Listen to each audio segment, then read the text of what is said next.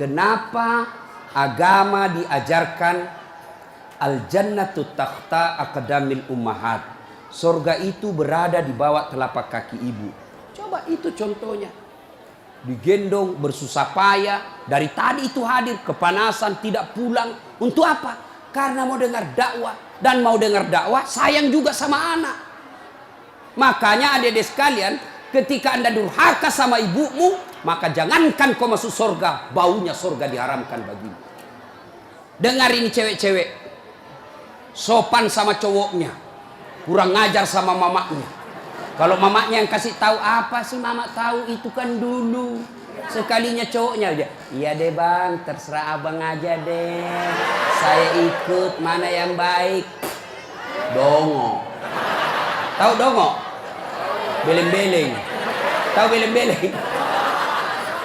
Itulah makanya. Adik-adik sekalian, kalian mau sukses, muliakan orang tuamu. Tidak perlulah kau kursus kiri kanan. Muliakan orang tuamu, Allah yang angkat derajatmu. Itu janji Allah.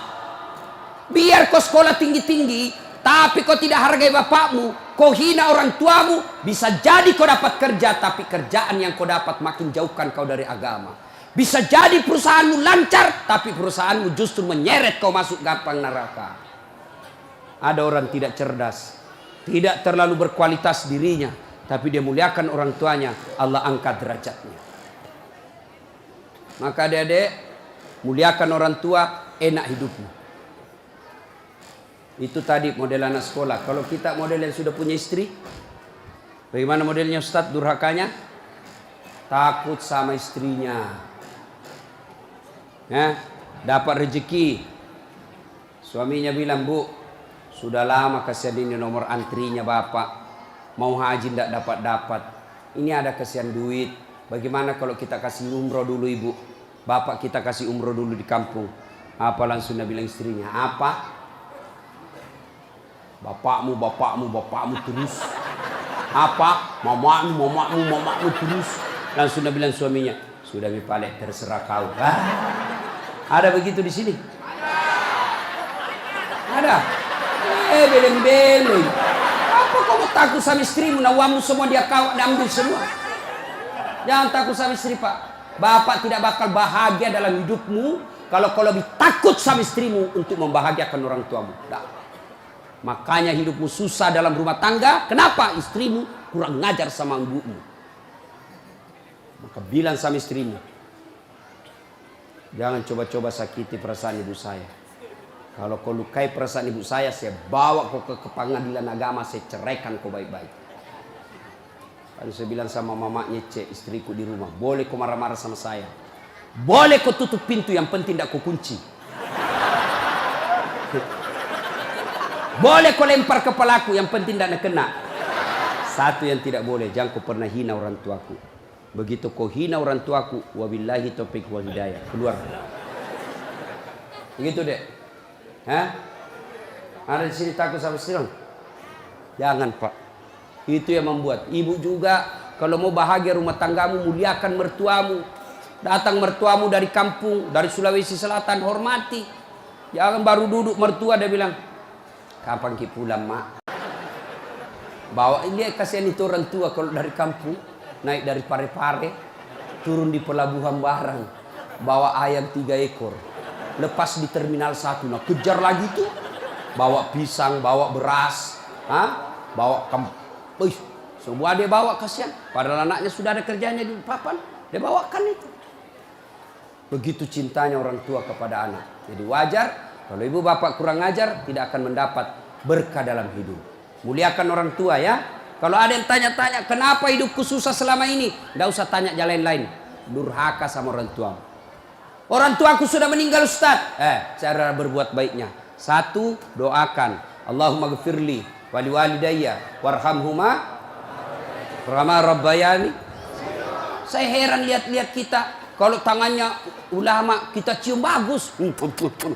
Bagus. Tapi pernahkah Bapak perlakukan tangannya ibu seperti itu? Pernahkah Bapak perlakukan tangannya orang tua? Saya orang lain, belum tentu saya doakan Bapak ikhlas. Doakan saya Ustaz, saya doakan tapi belum tentu saya ikhlas. Kenapa? Saya belum tahu Bapak. Tapi kalau orang tuamu yang doakan kamu, pasti ikhlas. Saya tadi kesini ibu saya telepon. Mak, telo doa mau kak mak? Woi, walio doa aku nak. Saya tidak doakan diriku. Kau selalu kudoakan karena kau selalu jalan. Itu ibu. Kalau suami bu, jangan sampai ibu juga berdosa kepada orang tua gara-gara suami. Jangan sampai bapak-bapak berdosa hanya karena istri. Jangan sampai kalian yang masih kecil durhaka sama orang tuamu, maka hidupmu bakal susah. Muliakan orang tua. Doakan. Allahumma gfirli wali walidayya warhamhuma kama rabbayani shaghira. Sudah itu doa lagi, ya Allah ampuni dosanya orang tuaku kalau sudah meninggal. Terima amalnya, lipat gandakan kebaikannya, lapangkan alam kuburnya. Sudah itu saja. Ada rezeki, sedekah. Ada rezeki, sedekahkan. Saya mau terang kuburnya orang tuaku. Perbaiki sound sistemnya masjid. Terang itu kuburnya. Saya mau terang kuburnya orang tuaku. Kirim pembeli lampu. Kasih tahu panitia masjid. Mulai bulan depan saya yang bayar itu masjid lampunya. Jangan ambil uang celengan. Terang itu kuburnya orang tua. Dan demi Allah tidak ada orang bangkrut gara-gara rajin sedekah. Ada yang bangkrut gara-gara sedekah? Mana buktinya? Makin sedekah makin kaya. Rahmat Mas'ud. Coba lihat. Orang datang itu, bos, membayar ke bos. Bos, baju sekolah bos. Bos, istriku melahirkan. Bos, terbakar anuku. Bantu. Tapi mana ada yang bangkrut kalau rajin sedekah? Tidak ada pak. Kenapa bapak ibu miskin? Kalau selalu minta-minta. Berhenti minta-minta. Allah kasih kau kaya. Sedekah. Saya tidak bisa sedekah dengan duit, sedekah kau dengan tenagamu. Saya tidak bisa sedekah banyak-banyak, sedekah dengan apa? Lihat itu masjid. Oh, sudah kotor anunya. Apa namanya itu? Kudungnya. Putih bukan, coklat bukan, hitam bukan, kat diam nih. Sudah, bawa masjid satu kudung. Itu sedekah. Oh, masjid antara masjid dengan toilet jauh. Sedekah dengan sandal swallow. Nah, curi orang, tidak ada urusan. Itu sedekah. Kita lihat karpet, sudah jelek, sedekah dengan karpet. Insyaallah banyak pahala. Hari Jumat kita kirim air botol gelas ke sana. Air gelas ke sana, orang minum itu sedekah. Saya cuma bisa nasi bungkus 10 saya sumbang hari Jumat, itu sedekah. Allah tidak lihat banyaknya, yang penting ikhlas banyak daripada sedikit tidak ikhlas. Sedekah. Serius. Sudah sedikit tidak ikhlas lagi. Mending banyak ikhlas. Iya toh? Panasnya di. Nggak bisa konsentrasi sejenak. Lewat-lewat ketawa itu kak bos. Nah ibu bapak. Salah satu sunnah yang dianjurkan Nabi sholat jamaah. Nabi kumpul-kumpul sama sahabat. Ya, enggak apa-apa. Enggak usah kasih, enggak apa-apa, Pak. Sedikit lagi, 5 menit lagi. Menunggu orang masjid takwa. Ya. Nabi, saudara-saudara sekalian, kalian yang tetangga dengan masjid wajib datang berjamaah. Bertanya sahabat, mana tetangga masjid ya Rasul? Kanan masjid 40 rumah. Depan masjid 40 rumah. Belakang masjid 40 rumah. Belakang masjid 40 rumah. Itu tetangga masjid. Bubar. Tiba-tiba datang tunanetra. Tahu tunanetra? Tidak melihat. Ya Rasulullah bagaimana saya? Oh kau lain karena kau tidak melihat. Pulang ini. Boleh kau sholat di rumahmu karena kau tidak melihat. Pulang. Belum jauh dipanggil kembali Nabi. Ya fulan, tan. Sini kau dulu. Kenapa? Kau dengar azan di masjid. Saya dengar ya Rasul. Kalau begitu kau wajib datang berjamaah di masjid. Zaman Nabi, tunanetra wajib berjamaah karena dia dengar azan di masjid. Kalau ini hadis diterapkan Pak, penuh ini masjid jamaah. Kenapa? Kalau azan di menara sampai di ujung-ujung rumah dia dengar. Dan alhamdulillah masjid selalu ramai jamaahnya Pak. Terutama kalau subuh penuh sampai di luar. Tidak ada di dalam. Yang di dalam orang tua sudah pensiun. Kentara itu kalau subuh orang tua Pak, bau minyak gosok baru kita masuk pintu. Minyak angin, minyak gosok, cap tawon, tidak ada Bulgari. Orang tua semua di dalam masjid. Kenapa orang malas ke masjid? Satu, karena dia tidak lihat pahalanya. Coba kalau Pak Rahmat Mas'ud umumkan, siapa yang datang sholat berjamaah subuh dapat beras 50 kilo, pembeli pulsa 200.000. Jam 5 sholat subuh, jam 10 malam sudah pesan masjid sampai di luar. Kenapa? Karena dia lihat pahalanya. Yang kedua, kenapa orang malas ke masjid? Karena dia tidak tahu pahalanya. Dengar bapak-bapak ini, terutama kita yang sudah muka-muka sakaratil maut ini, yang sudah tua ya, rajin-rajin ke masjid Pak, berdoa mudah-mudahan bapak lagi sujud ajal menjemput. Apa keutamaan berjamaah di masjid? Satu, kalau hujan basah baju atau kena debu melengket di badan, ke masjid, bajunya yang basah itu melindungi dia nanti di pada masa.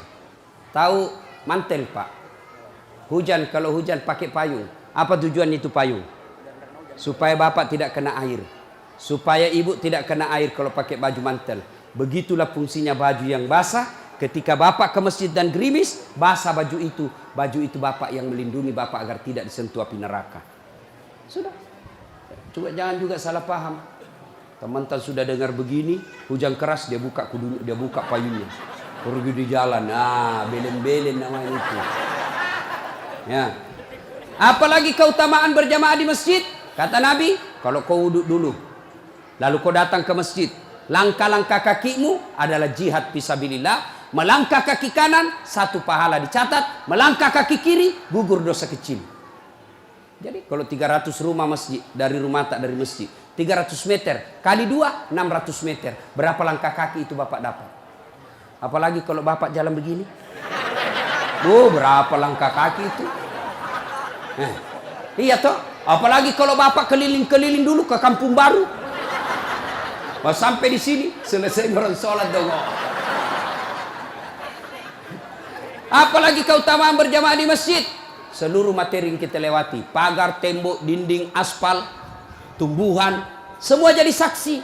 Dia akan berkata, ya Allah, jangan kau masukkan dia neraka, masukkan dia surga. Saya saksinya. Tanggal 26 November dia datang berjamaah masjid. Saya yang lihat. Itulah sebabnya kalau kita sholat jamaah, kalau kita datang ke masjid, setiap kita sholat sunnah di masjid, 2 rakaat pindah lagi, 2 rakaat pindah lagi. Supaya apa? Tambah banyak saksinya di akhirat kelak. Itulah sebabnya Nabi menganjurkan, kalau kau ke masjid, lain jalan waktu pergi, lain pula jalan waktu pulang. Ini amalkan Pak, amalkan, itu sunnah. Bapak datang masjid dari pintu sana, pulang dari pintu sana. Itu makin banyak saksi di akhirat. Yang keempat, lipat 27 kali. Artinya, sekali bapak sholat di masjid, 27 kali sholat di rumah baru sama pahalanya. Apalagi, kalau di masjid ada disebut doa bersama. Mungkin di rumah bapak susah sholat. Mungkin di rumah banyak godaan. Mungkin di rumah ibu bingung. Ini saya sudah tahiyat atau belum? Ini sudah 2 atau 3? Ini apa? Kalau di masjid aman. Tidak ada kecemasan seperti itu.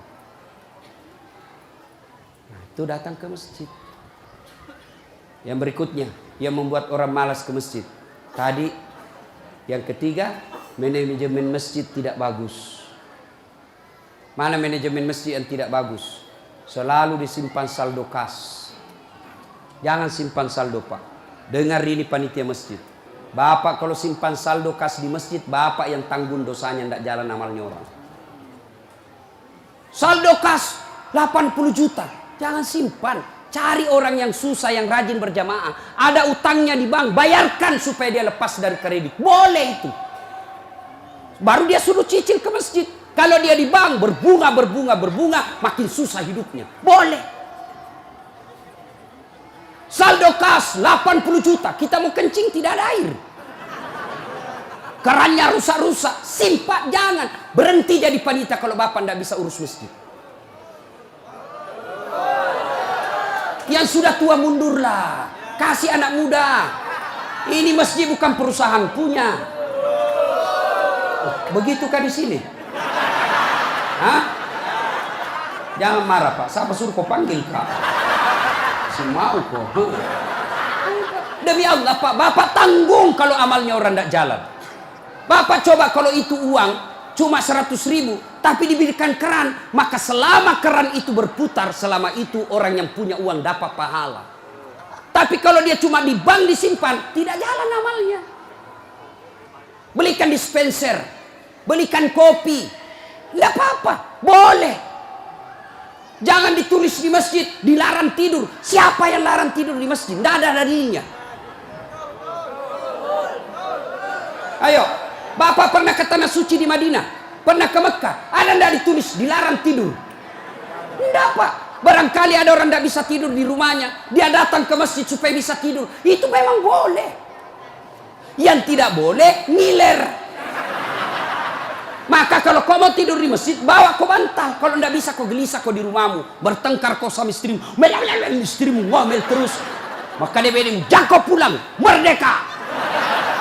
Bodoh itu istri sekarang kalau Nabi bilang sama istrinya, jangan kau pulang. Oh, gembirai. Langsung Nabi bilang pacarnya, sini kau sayang. Di rumahku kau tidur. Kulayani kau dengan baik. Sudah. Jangan ditulis, jangan bawa anak-anak berisik. Bersyukur kalau masih ada anak-anak berisik di masjid. Kalau tidak ada anak-anak berisik di masjid, maka tidak ada lagi nanti yang mau datang di masjid. Kalian juga orang tua, kalau anakmu mau ke masjid, belikan songkok dan baju baru. Anaknya mau pergi, Pak, mau pergi masjid, belikan nggak songkok? Apa dia bilang? Itu nak, songkok na nenek nu kau pakai. Anaknya nomor 7, songkok na nenek na nomor 10. Tak buas si songkok nama buas sih. Berteriak ni temannya, Pak Doja, Pak Doja, Pak Doja. Tidak mau ya anak tak pergi masjid. Hei, ini masjid ini, sound systemnya tidak bagus. Kasih bagus. Ini saya kasih tahu Ki, tanya itu ahli tentang AC. Itu kalau ada AC besar begini, 2, dingin mini masjid. Tambah lagi itu. Tapi apa yang kasih panas? Karena Bapak pakai kipas. Itu kipas dengan AC, ibarat air dengan minyak. Tidak bisa dia menyatu. Kenapa? Itu AC ruangan harus tertutup. Kalau kipas tidak boleh tertutup. Kalau tertutup itu kipas, maka makin panas orang di dalam. Kenapa? Karena itu kipas perlu sirkulasi udara, perlu angin keluar masuk. Kalau tidak keluar masuk angin, maka angin yang ada itu saja nak putar terus, akhirnya jadi panas. Apalagi kalau ada yang bau keteknya di dalam. Pedek masesano. Kege mak badaram mangi, mak bau lasuna mansedinya. Itu mi pentingnya anak muda jadi pengurus masjid. Karena kalian kalau sudah tua tidak ada yang tahu. Kau juga anak muda, muliakan orang tua. Tempatkan di mana itu orang tua? Tempatkan sebagai penasehat masjid. Jangan masjid dikira dia punya. Ini lembaga umat yang punya. Kasih karpet yang bagus. Ada saldo kas, jangan simpan Pak, Bapak berdosa. Tidak jalan amalnya orang. Apalagi membuat orang malas ke masjid. Apa? Kadang-kala apa? Sound sistemnya jelek. Begitu kita takbir Allahu Akbar, langsung story.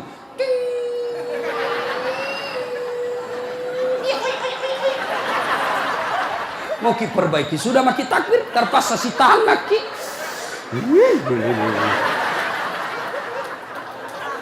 Apalagi membuat orang malas ke masjid. Apa? Kadang-kala muadzin. Jengkel orang dengar muadzin.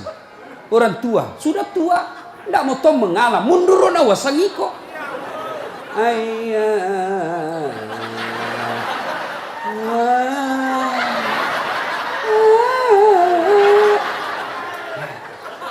Namun dari iya siro tomato, iya siro. Ayo coba. Iya. Apalah yang membuat orang malas ke masjid? Kadang-kala penceramah. Kita di rumah sudah bertengkar istri. Di kantor mumet pikiran. Kita datanglah ke masjid dengar ceramah. Mudah-mudahan kita dapat pencerahan. Ini bukan pencerahan. Nak kasih takut kita terus. Dibakar pantatmu. Ditusuk. Udah bilang tak boleh.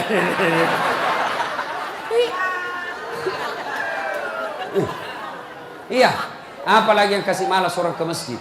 Kadang-kala apa? Imam. Ada juga imam suka sekali baca panjang. Tidak tahu juga apa nak baca. Nagaret memi. Dolin. Al-Fatihah paling nak baca.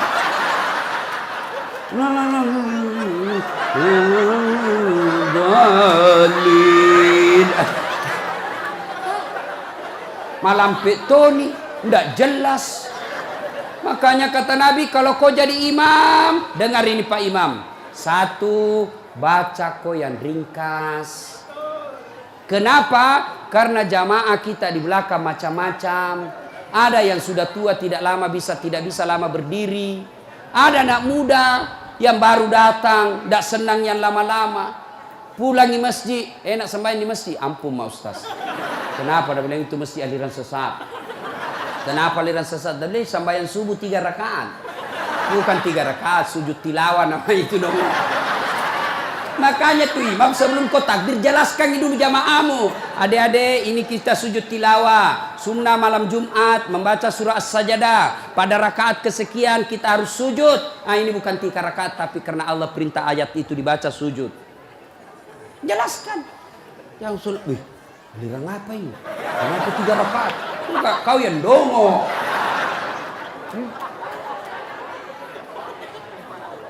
Tidak bisa orang lama-lama di belakang Pak. Mungkin ada orang mati yang ya karena dia tobat usia senja, tidak bisa lama kasihan berdiri. Batena musessa, nak naik lagi kepalanya, belum bisa selesai. Nah ulah, malam jatuh lagi, naik udah lagi. Ada barangkali di dalam jamaah Satpol PP yang pakai sepatu baru. Lama kau baca, nah lupa simpan baik-baik sepatunya. Pasti dia, hilang di sepatu. Bapak Imam sesat. Maka pasti dia tidak khusyuk. Ada barangkali juga ibu-ibu yang sekali kentut sudah makan pete.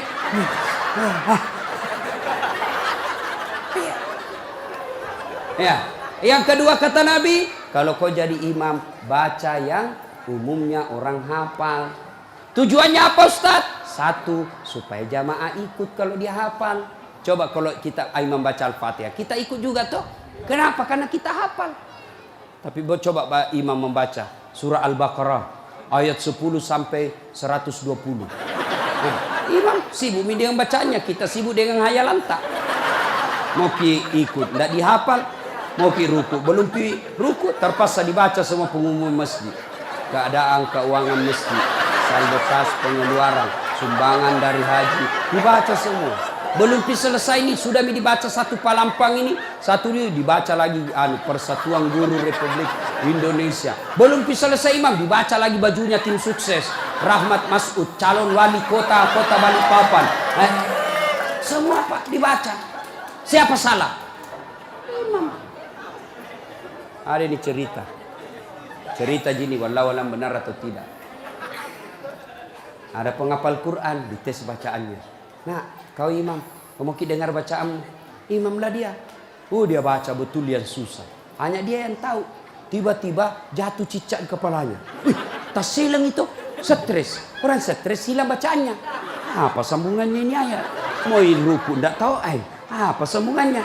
Tidak ada tuh bisa bantu. Terpaksa Nabi bilang imam, tolong bantu di belakang. Nabi bilang di belakang, saya juga tidak tahu. Tiba-tiba berteriak anak muda. Dia bilang, kalau begitu ya sudah, ya Allahu Akbar. Siapa salah? Siapa salah? Siapa salah? Ini waktuku kuliah ini, kisah nyata. Waktu saya KKN. Belum Pak jadi ustaz waktu itu. Ada temanku, baru kenal ceritanya ini. Pikir sholat di posko. Dia pakai gamis. Baju ustaz. Aku bilang, alumni pesantren ini. Ya imam, dialah imam. Al-Fatihah lancar. Begitu dia baca Al-Kafirun, aku bilang macam apa? Macam apa ini? Wala antum abiduna ma a'bud, wala ana abidum ma abattum, wala antum abiduna ma a'bud, wala ana abidum ma, wala antum abid, wala ana. Jengkel temanku yang anak fakultas sastra. Langsung teriak, Nabi bilang, "Woi, kenapa itu tak putar-putar tidak mau sampai?" Nabi bilang, ini imam, ilmi juga kupikir. Kacau sholat. Siapa salah? Siapa salah? imam. Ini waktu ku SD di kampung, sembahyang asar. Bih, sujud Pak Imam lama sekali. Apa ini imam lama sekali sujud? Tiba-tiba ada temanku nangkak kepalanya, sembahyang asar tuh. Dan setelah, wih, tidak ada imam. Ternyata imam keluar dari pintu samping. Kacau mi sholat, bubar, tidak ada imam. Selesai sholat ditanya, Pak Imam, kenapa ku tinggalkan saf? Nabi bilang, kentut kanan. Pak Imam, lain kali kalau Bapak Imam kentut, kasih bangun ki dulu supaya dilihat kau pergi. Nabi bilang, ku sengaja nak, karena malu kak aku lihat. Kacau sholat, siapa salah? Siapa salah? Imam. Makanya agama mengajarkan dalam fikih sholat jamaah, hati-hati milih imam. Makmum siapa saja boleh jadi makmum. Mulai orang gila sampai orang sadar boleh jadi makmum. Mulai orang dewasa sampai belum balik boleh jadi makmum. Mulai orang cerdas sampai orang blow on boleh jadi makmum. Imam tidak boleh, hati-hati. Kenapa? Salah imam, kacau sapu. Maka hati-hati. Kalau salah imam, bubar jamaahmu. 2020 yang akan datang, Balikpapan akan milih imam. Wali kota. Kalau kau salah milih wali kota, sengsara hidupmu. Mengerti maksudku? Mengerti itu?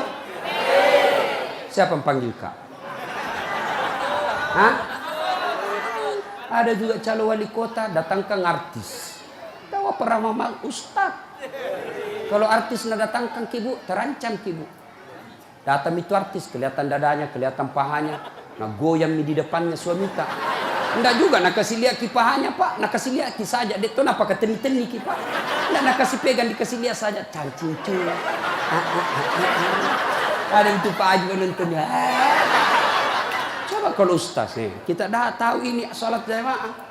Itu enaknya kalau calon pemimpin kita yang juga calon pemimpin dekat dengan ulama. Jangan kau musuhi ulama. Yang penting jangan jadi manusia jarum apa itu? Jisamsu. Tahu jisamsu? Janji manis nyatanya palsu. Insya Allah Pak Rahmat tidak begitu. Perlu ini perlu. Nah, dia tanya, Ustadz bagaimana kalau perempuan? Boleh ibu perempuan ke masjid, tapi tidak dianjurkan. Tapi kalau mau ke masjid, jangan dilarang kata Nabi. Kenapa perempuan dulu tidak dianjurkan ke masjid? Karena dulu tidak aman. Kalau pergi sendiri diculik dan diperkosa dulu. Sekarang di Manggar aman. Siapa mau culik? Apalagi kalau ibu sudah 60 tahun. Siapa mau culik ibu? Bikin susah. Ada remaja. Ini ustadz yang ceramah. Tidak pernah saya pondok pak. Tidak pernah saya sekolah pondok. SD sekolah umum. SMP sekolah umum. SMA sekolah umum. Sarjana sekolah umum. S2 sekolah umum. S3 sekolah umum. Di mana saya belajar agama? Datang ke masjid. Saya kalau Ramadan dulu zaman SMP dan SMA, saya sudah bermalam di masjid. Waktu itu belum saya tahu apa itu itikaf. Tapi ternyata itulah itikaf, tinggal di masjid. Apa kerjaku? Kalau sudah jam 2 teriaklah saya di masjid. Sahur, sahur, sahur. Kalau ada lebih kue bawa sedikit ke masjid. Kita mau juga buka puasa, mau makan sahur di sini. Cuma ada dulu imam di kampungku aneh-aneh pak. Berteriak ini bilang, jangan pak, jangan pak. Orang kaget semua, siapa yang pukul Pak Doja? Oh lari semua orang ke masjid. Jangan pak. Ternyata jam 4. Kacau orang. Sudah itu ditegur, jangan bilang jangan pak. Kaget karena Pak Doja tidak tahu. Nah bilang lagi, sahur, sahur. Sudah jam 3 lewat 60 menit. Cocok tahu aja gampang. Ayo, ibu bapak, saudara-saudara sekalian, kita juga jamaah ada aturannya. Sudah ya? Nah, karena sudah waktu dari tadi saya tunggu, alhamdulillah. Kalau masih mau dengar ceramah, kita pergi rame-rame ke Masjid Taqwa. Kan tidak dibayar gitu. Nah, kita sama-sama lah ke sana. Ini saja tausiah kita, mudah-mudahan ada manfaat.